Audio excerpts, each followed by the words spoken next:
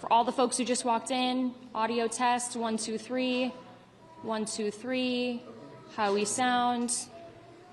Good? Verbal confirmation, a thumbs up, love it, thanks, thank you so much. Cool, thank you guys.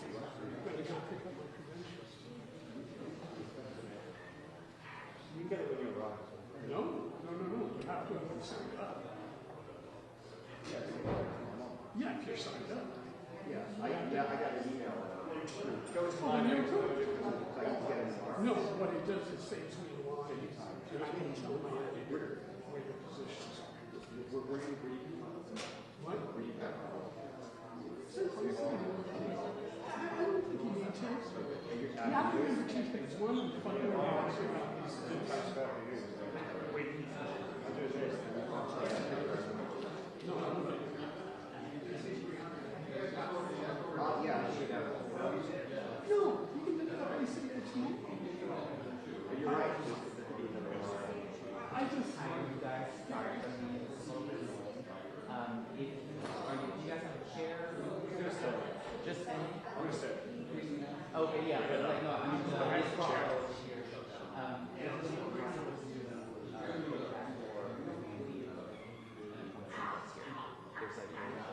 Just so that you can yeah. Well, why don't we go over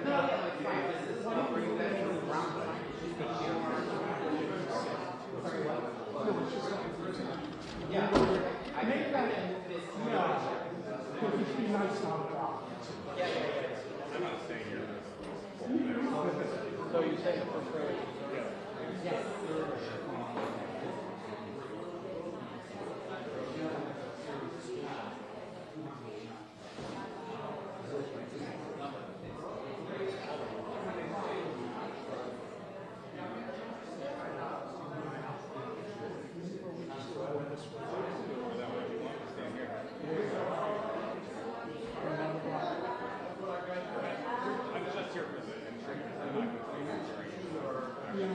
From the side, front of exactly.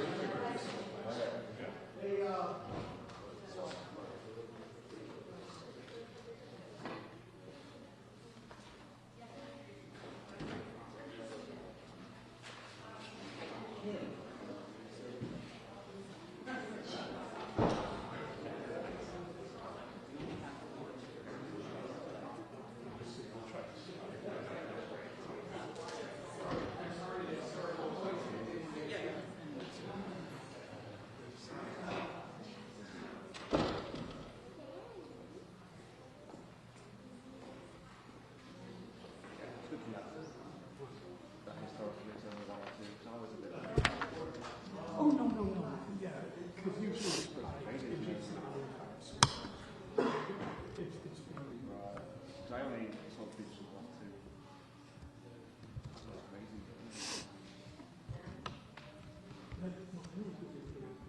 You're right. It's more like to be in Times Square.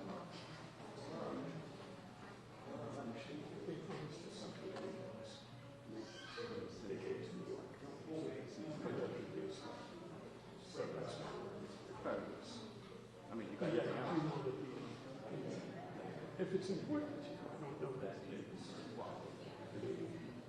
But yeah, tomorrow. I'm not doing that. No, because originally I was on for midnight, getting to do that, and now I'm just doing music. I love Times Square music. You do?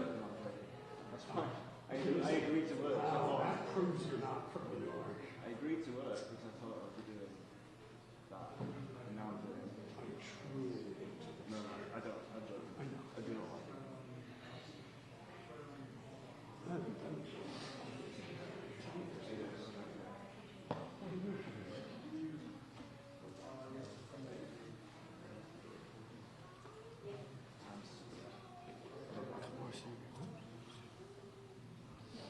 kind of came to this.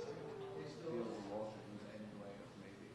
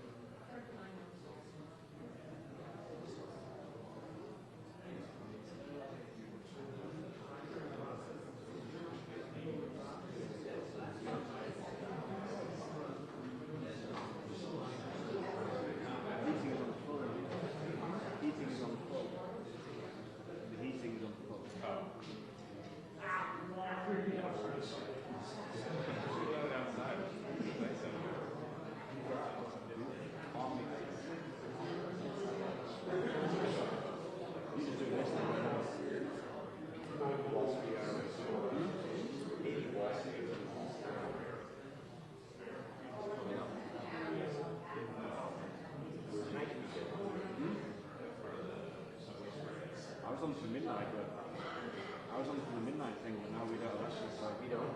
Now it's actually Times Square. Really? Watch it the way? Not here, but your time zone. But I said yes to working today. I'll probably be bad, not Times Square. Sandy just a good Times Square. What are you doing? Go ahead. Yeah, take it easy. Go for it.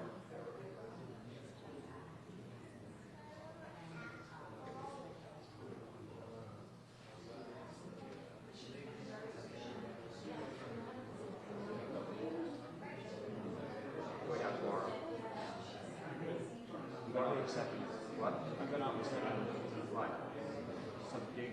Yeah. Tickets for DJ. Oh, really? Could do tomorrow as well. Yeah. After the To the bus. yeah. I'll do it. Yeah. I never go out late, but Go to the holiday lounge. You been there? You're in the holiday lounge in March. so they decorate it.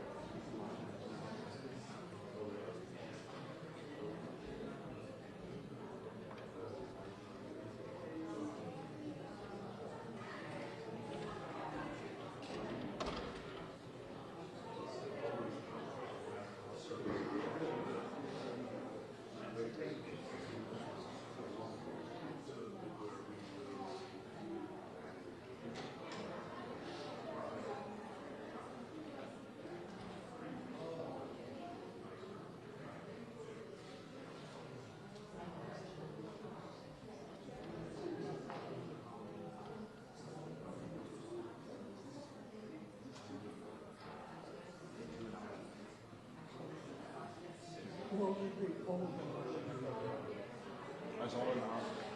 What? It's all in the house. No, two different accounts. My report took he's going to text me the lines. I'll try and listen. So you know we put the press out before we want the events. They usually put the press release out. I don't think they do.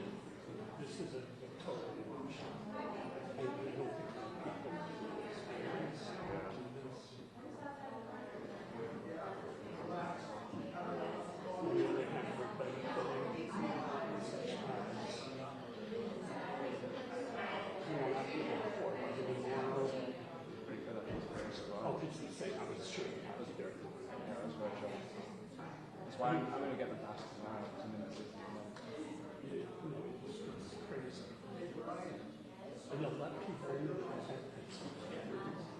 That's just, It's 12 months. yeah.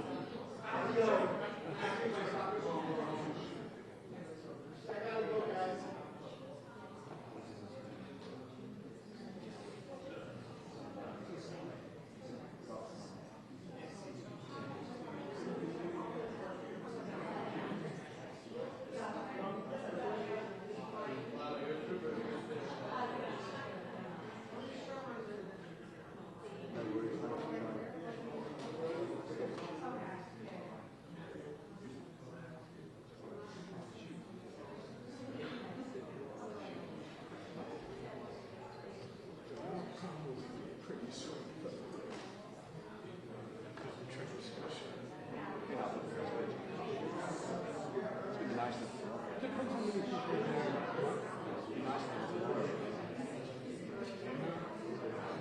Well, it devalues everything that happens to it. It didn't used to because of credit when but today, since everyone wakes up with that, it's like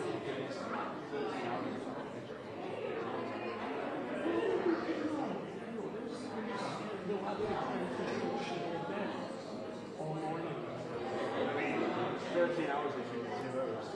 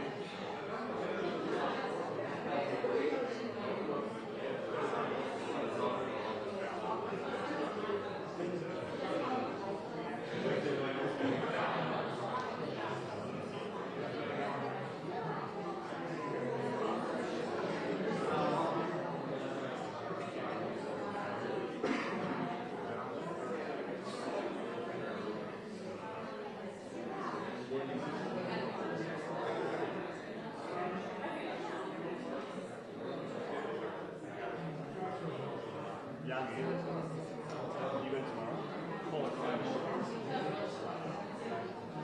Gotta get my waiter. Yeah. Ryan was my house and mine. Ryan good? He's like, even Ryan said he had nothing on him. I didn't show up. I remember that. The walls was fine, but it wasn't that cool that year, right? It wasn't. Yeah. I mean, after it was. People behind the door. Probably was after it.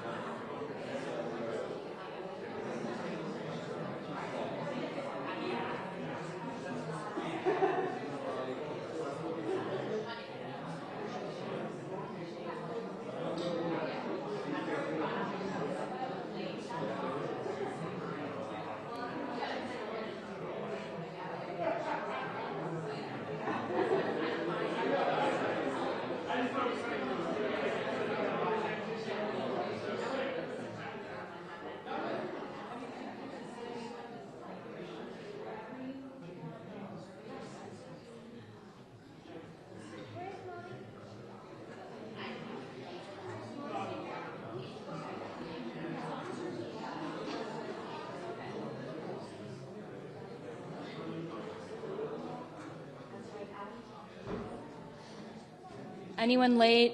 Do we need an audio test? Anyone who just plugged in? 1, 2, 3. We good? Okay, I hear ya.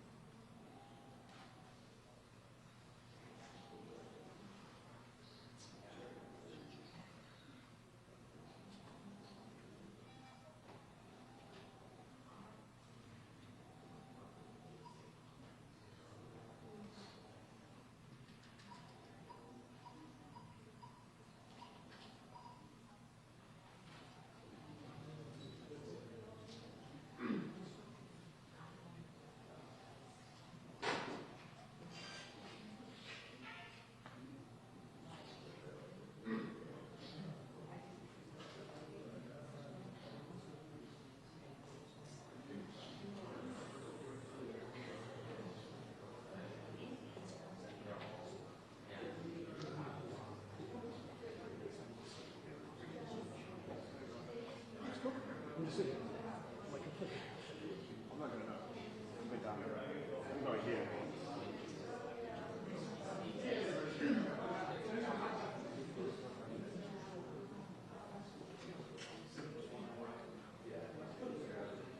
Come out 50,000 block by everyone. The little snaps. I'll be shocked if you're saying space when it fights 25 years. No, 100%. Never know.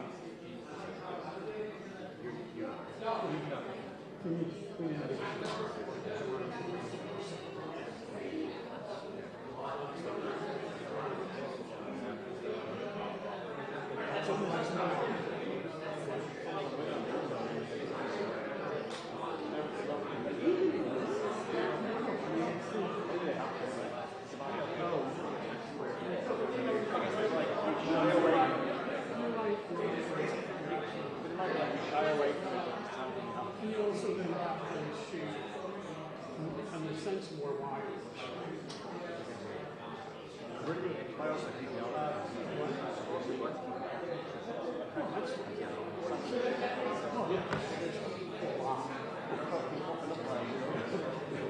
it on high and you have the same photo.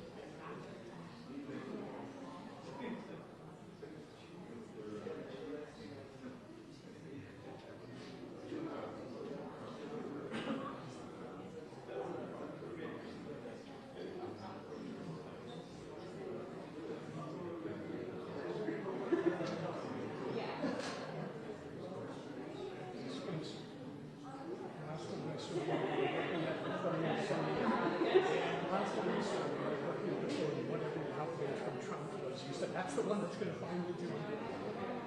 Do you remember?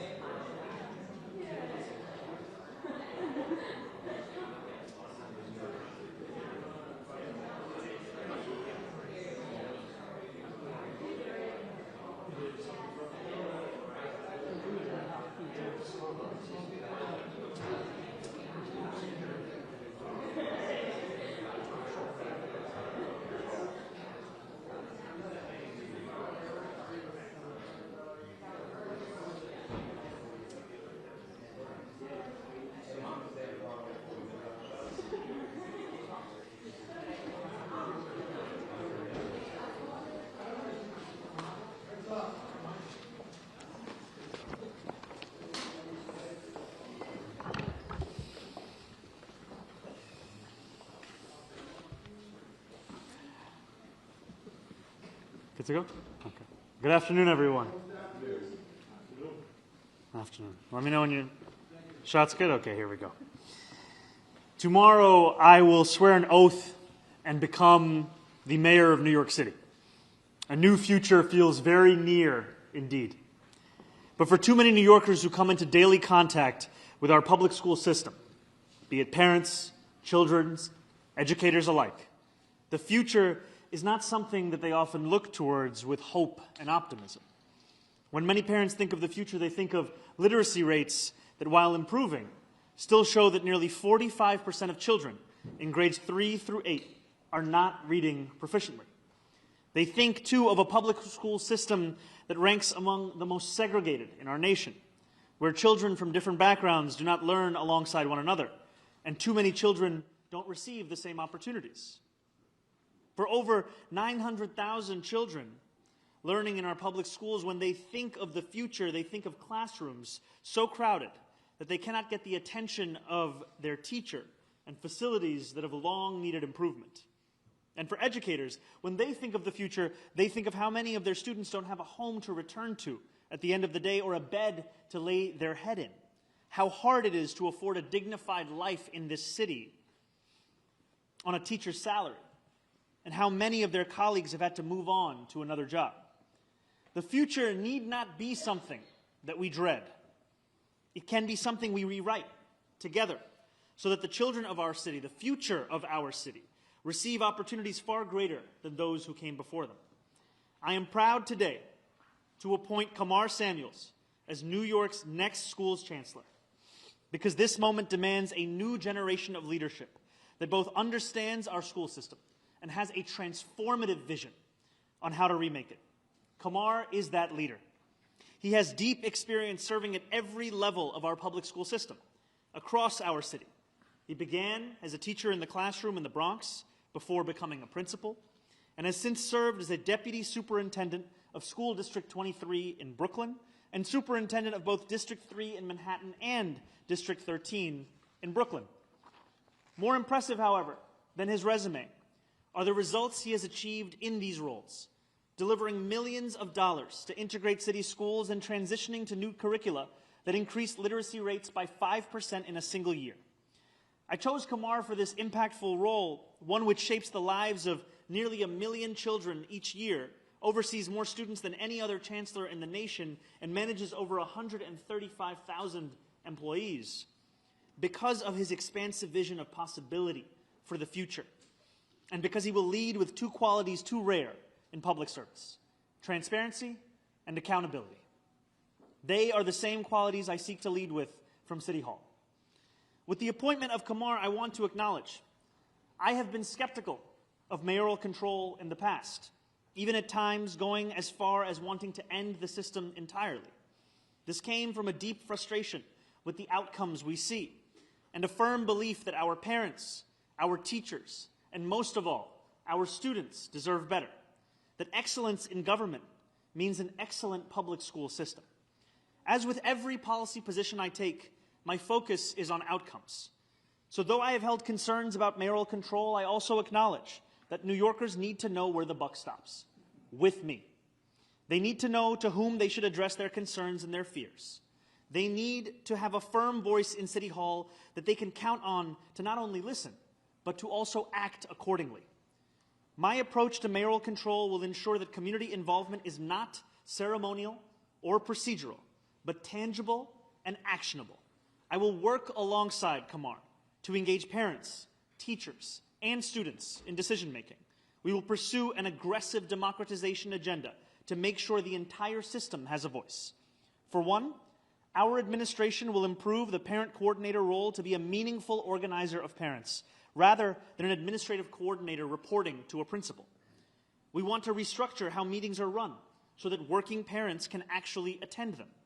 We cannot expect parents working 40, 50, 60, 70-hour weeks to then attend CEC meetings in person or even be plugged into when they are actually happening.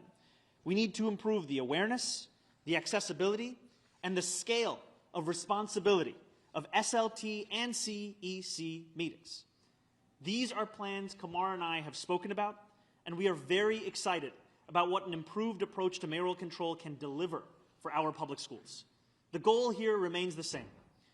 It remains improving teacher recruitment and retention, expanding support for students with special needs, improving literacy rates, and delivering the best public education we can in the wealthiest city, in the wealthiest country in the history of the world.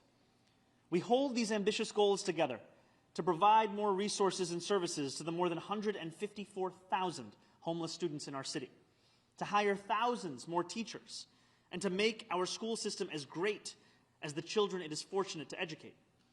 I am also proud today to make several other high-ranking personnel announcements.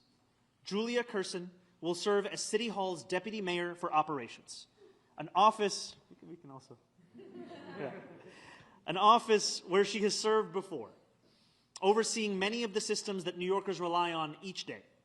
Julia joins the administration from Governor Hochul's team, where she currently holds the role of Deputy Director of Operations for Infrastructure.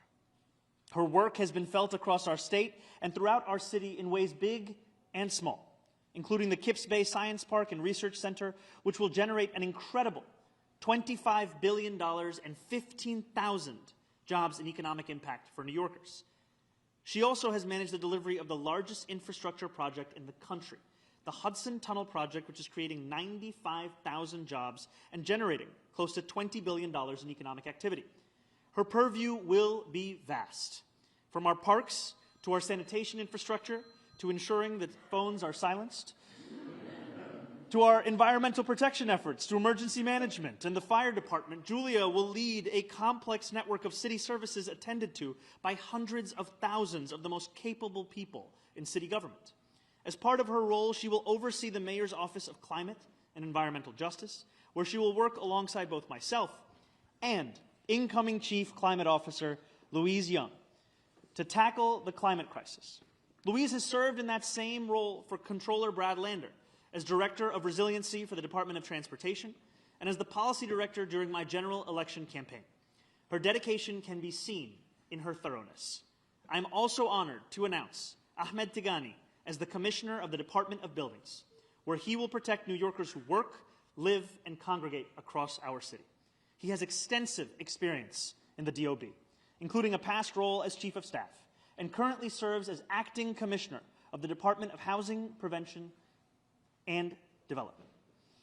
Preservation and Development. Okay, we have made 4 announcements, but what is one more?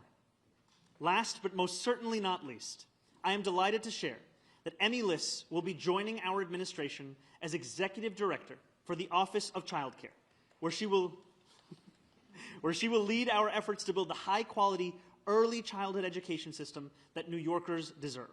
Her expertise in this field is indisputable, and her past work as COO for New York City's early childhood education program makes her the ideal candidate as we make our city one that every family can afford.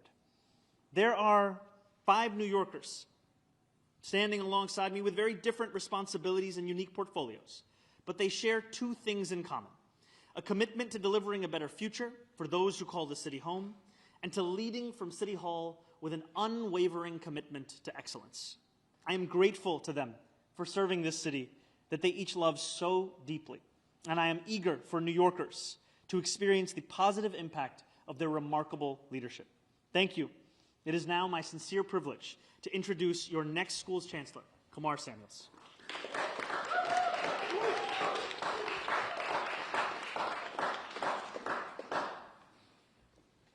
Thank you, Mr. Mayor-elect. It's an honor to be here and stand before you as the next New York City Schools Chancellor. The most critical decision in a classroom is not simply the curriculum the teacher sets, but when an adult decides a child is worth fighting for. I started my career in an elementary school as an elementary school teacher in the Bronx, standing in front of students who deserved someone who believed in them and making a commitment to show up every single day for them. Because real learning doesn't happen in the abstract. It happens when a child is struggling to read, when a family is facing housing insecurity, when a teacher is stretched thin, but still giving everything they have. I know that room. I've lived it. For over 2 decades in the New York City public school system, I've had the privilege of serving at every level, from teacher to principal to superintendent across the Bronx, Brooklyn, and Manhattan. Yes, I love the city. I have had every role, and in every role, my focus has been the same: delivering results, rooted in care, clarity, and high expectations for our students. As a superintendent, I worked to strengthen literacy by aligning instruction to the science of reading. I helped expand access to high-quality programs, including launching 17 international baccalaureate pathways.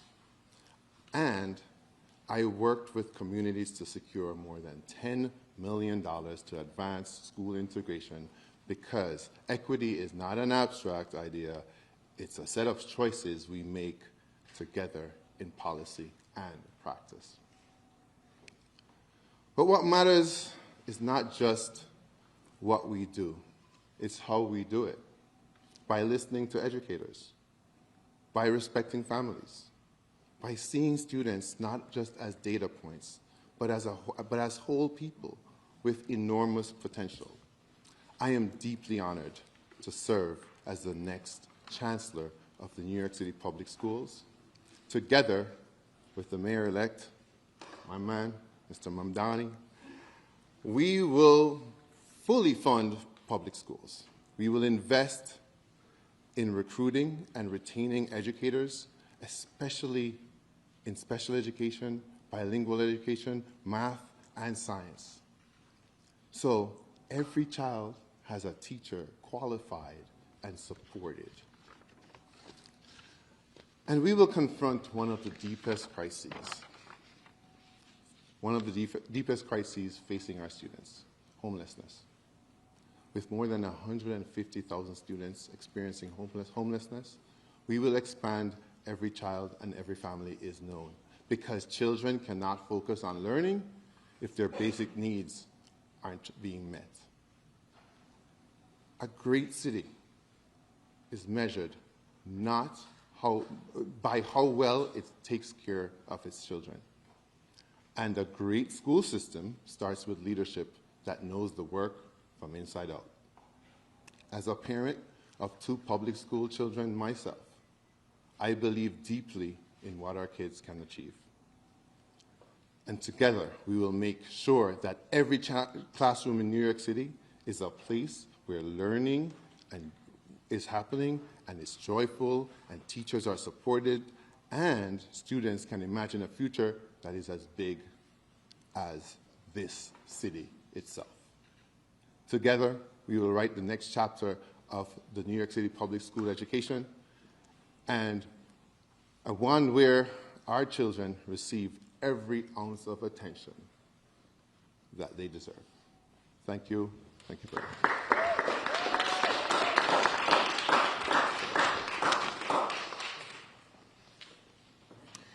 Now I would like to introduce our Commissioner of the DOB, Ahmed Tigani.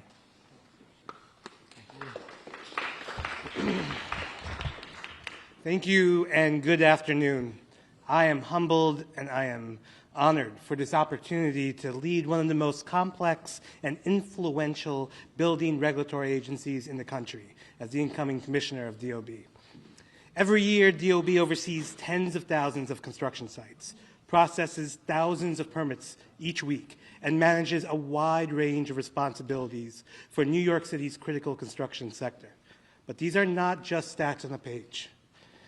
These are permits that represent a new home, each represents a new business, a school seat, or access to health care. Our work has real consequences, and it's felt every day across the city by New Yorkers. As a lifelong New Yorker, born and raised in Brooklyn and proud to have called many boroughs home, public service to the city isn't just a career in my family, it's a calling. Shaped by a belief in giving back to a city that supported us so many times when we needed it the most. The commitment was instilled in me by my mother, a dedicated social worker.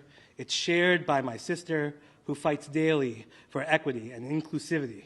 And it's reinforced by my wife, Jen, and my son, Jonah, who remind me why the city we build must be safer, more accessible, and fairer for the next generation.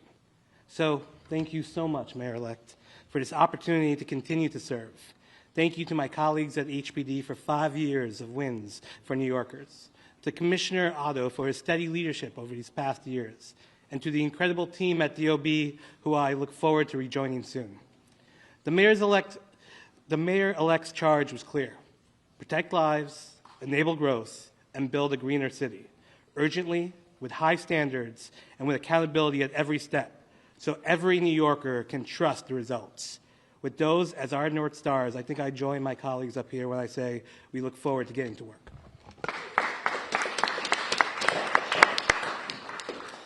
Now our incoming Chief Climate Officer, Louise Young.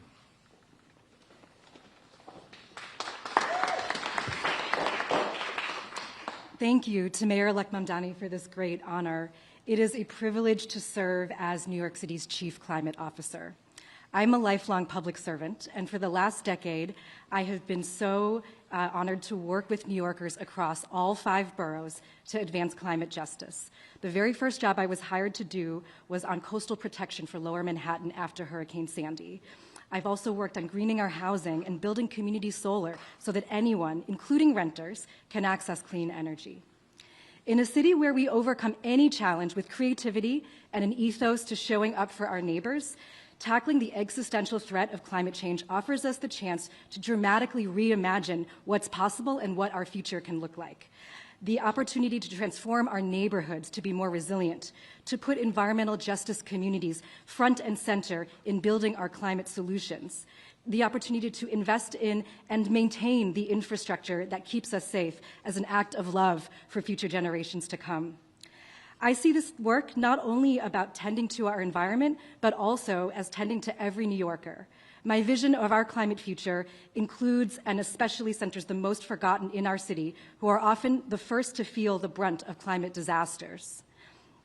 The climate crisis is inextricably linked to our affordability crisis. When people cannot afford to run their air conditioners during sweltering heat waves because of skyrocketing energy costs, when outdoor workers do not have labor protections as the skies turn orange and smoggy from wildfires, and when people cannot afford to repair their homes after flood damages, it is clear that lasting solutions to climate change must prioritize working people. I am so excited and humbled to join Mayor-elect Mamdani and this amazing team and continue this work together. Thank you so much.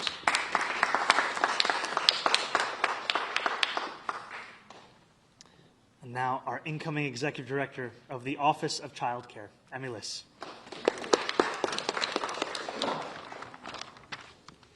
Good afternoon. I'm so grateful to Mayor-elect Mamdani for entrusting me to lead on universal child care, one of the most important pillars of our affordability agenda. When families have access to safe, reliable, high-quality child care, children learn and grow, Parents are able to work and build economic stability. Businesses and our economy thrive. But too often today, that is not the case. Parents are going into debt, leaving the workforce, or leaving the city entirely because they cannot afford childcare. Families with children under 6 are more than twice as likely to leave New York City. Meanwhile, childcare workers who do essential work every day earn less than 96% of all professionals in New York City. A different future is possible, and it is what we are building toward. A city where every child under 5 has access to free, high-quality childcare in a range of culturally responsive settings with appropriately compensated caregivers. As someone raising young children in Brooklyn, I know how much universal childcare would mean to New Yorkers. I would not be standing here today without the caregivers and educators in my children's lives. When I worked on the expansion of universal 3K and pre-K, I saw firsthand what it means when city government comes together to deliver for families. With the vision of universal childcare, we have a once-in-a-generation opportunity to come together again to double down on the city's investments and to design and implement a program that truly meets the needs of families and sustains our childcare providers and educators. Thank you for this opportunity.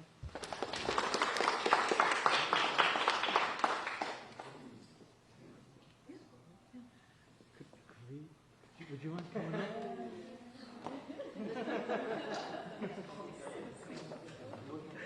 Best t-shirt. I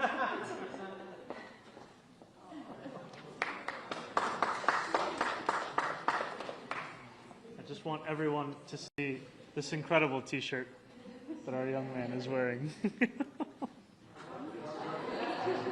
It says wanted free childcare. Thank you so much, Emmy. Thank you so much to the family. And now, if you could please join me in welcoming our incoming Deputy Mayor of Operations, Julia Curson.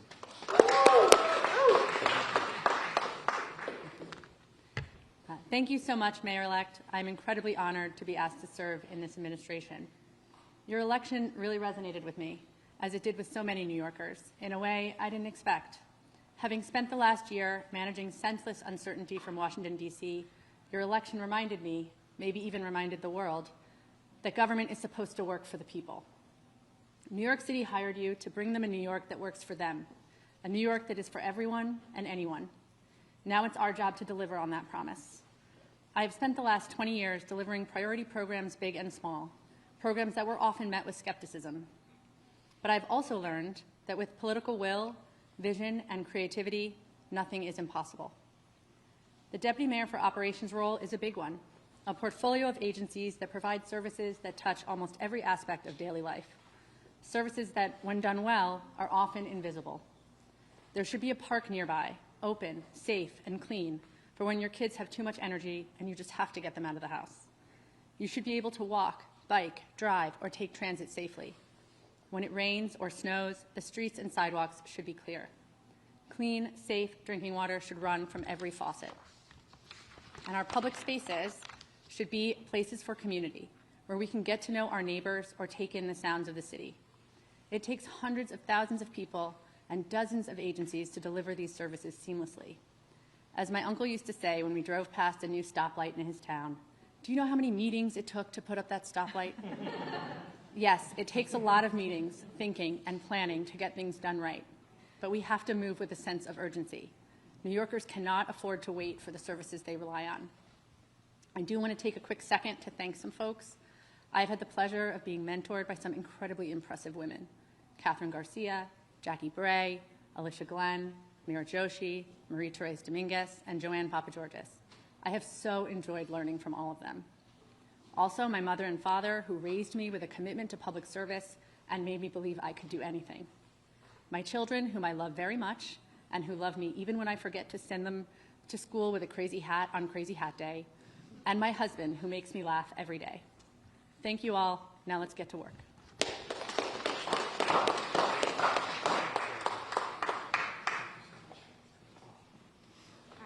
On-topic questions, please, for the mayor-elect and appointees. That was Ricky Morgan. Hi, Mayor-elect. Hi, Morgan. One more day to say that. Yeah. 10 more hours. I said wait and see. Right. Here we are. Here we are.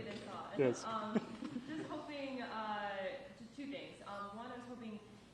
update on the universal child care program? Have you had more conversations with the governor about this? Anything you can update us on with that aspect? And then secondly, was just wondering about the gifted and talented program. I know you said that you wanted to end that for kindergartners. Are you still hoping to do so, and what your take is on it as well? Thank you. So I'll start with the second question first. The enrollment program for the gifted and talented program for kindergarten is currently open. And we have both made very clear that we do not think that children as young as kindergartners should be subject to this kind of testing. And we also will not take action that will destabilize the lives of parents across this city. So for the program that is currently active, it will continue for the case that has been laid out for this next calendar year. And then in the years after that, we will fulfill the commitment that we've made specific to kindergartners. And then to your first question, universal child care continues to be a priority for our administration. And that is in part what has made me so excited to have Emmy in someone who has been helping prepare us for this work already and now will take a lead role in this. And it has been a part of conversations that we've had both internally as well as with the governor's team. And as the governor has said herself, 2026 is the year for childcare. And we truly believe that the absence of this, it is something that poses a great risk to our city and our state in terms of the ability for working class, middle class families to afford to stay here. So we will continue to not only have those conversations, but to start to share the details of what the plan looks like. How's it going? To clarify your position now, are you asking the legislature to continue to give you mayoral control? And if that is the case, because I think I'm understanding you correctly, how did you reach the decision to pivot from where you were before? Get rid of mayoral control, bring some change to keep mayoral control, bring some change. Can you step me through your logic behind the flip here? The position I've held has always been motivated by a desire to deliver the best quality public education for New Yorkers across this city, and a concern in mayoral control, and especially the manner in which it has been used by the current administration to push parents, students, and teachers alike out of any process, whether it be of discussion or deliberation. And I will be asking the legislature for a continuation of mayoral control, and I will also be committed with my incoming schools chancellor to ensure that the mayoral control we preside over is not the same one that New Yorkers see today. It will be one that includes more involvement, more responsibility, more accessibility of the current processes that parents are told to engage in, but so often either do not know about, do not know how to be a part of, or do not see the need to do so, given how limited the scope is of those very kinds of bodies. Yeah, Thank you. I'm Mayor Lynch. Hey, how's it going? Yes. We talked to parent advocates today who tell us they didn't feel like they were included in this election process for a new chancellor, and they are the ones that feel the children of the city. Do you have a response to that? Did you have before you were talking to parent advocates and groups about your selection? You know, I have appreciated the conversations that we've had with New Yorkers for whom education is their primary concern, whether we are speaking of parent advocates or teachers or potential chancellors. And even within our own committee, within our transition, the reflections, the suggestions, they were critical in informing not only the rigorous process that we conducted in the selection of a new schools chancellor, but also the questions that we were asking, the places that we were pushing, because we both know that the responsibility is an immense one for New York City. It is also an immense opportunity to deliver in a manner that we have not yet seen. Yeah, and do we know if the chancellor is starting tomorrow, or when does he start? We do know.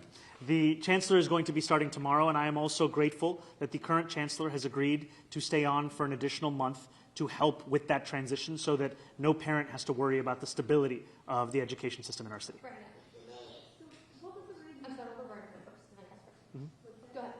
What was the reasoning behind not keeping Audrey's promise and having it change mid-year? And then I also have a follow-up for the chancellor. Do you want me to say it now?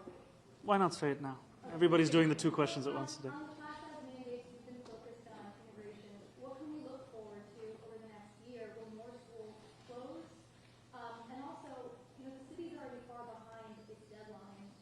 Will you ask the legislature for some maybe clarity or changing the legislation, or the law rather, to give you guys more time to implement this model?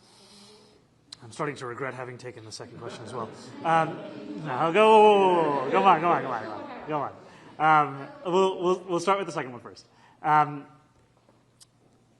We, in the campaign, made it very clear that we take incredibly seriously the need to hire thousands more teachers.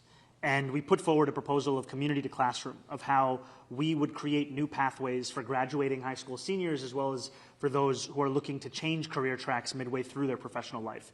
That is absolutely something that we will be implementing, and we also know that the need for teachers exceeds that. That is the start of what we will do.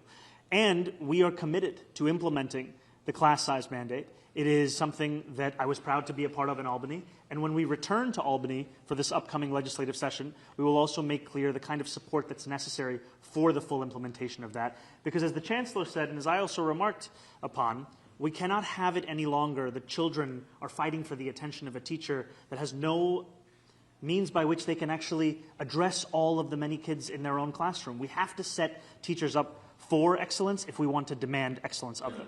And to your first question, what I will say, actually, Chancellor, you want to add it? Yeah. Yeah, we are all in on meeting the class size mandate as much as possible. And I think there are several approaches, and what you can look forward to is a lot of community and parent engagement around the processes that we're going to use to get there.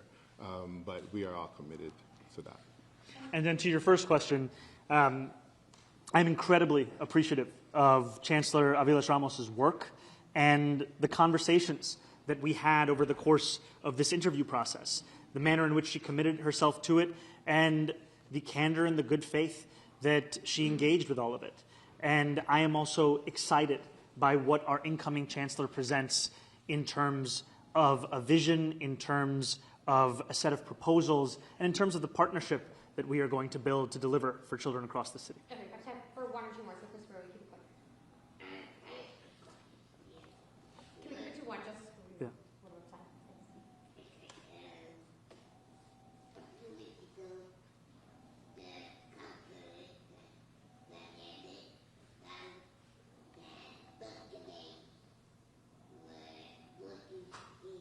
Bus delays? Okay.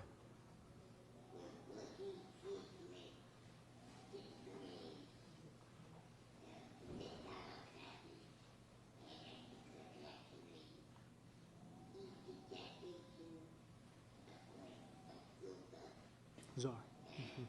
Yeah.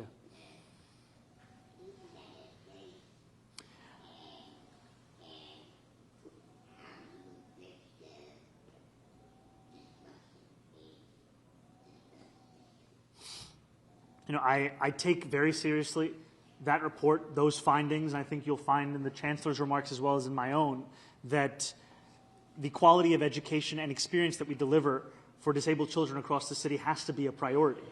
And I am at once appreciative of the fact that the bus contract was not extended to the full proposed amount, and I know that this is a challenge that we will have to address, we will have to tackle, and it will be a focus for both the school's chancellor and myself. Thank you guys so much. You say the parents who voted Super for you quick. because you promised you would end mayoral control. It was on your website. You talked about it even back in Albany. What do you say to people that voted for you because you promised you would end it? You know, I have always made clear that for me, the most important thing is the outcome at hand. And I understand that the way in which mayoral control has been used, especially by this administration, has been one that has pushed parents, students, and teachers further and further away from the process. And the answer cannot be the continuation of what we have seen mayoral control to be. We have to be able to balance both the incredible responsibilities we have to implement and deliver the education plans that we have already shared, as well as the ones that we will be deliberating and then deciding upon, as well as reforming this system through an aggressive democratization approach so that those same parents who continue to have those same concerns will find them being addressed in the structural changes we are making and in the changes we are making to the positions at hand. Thank you so much. Thank you, everyone.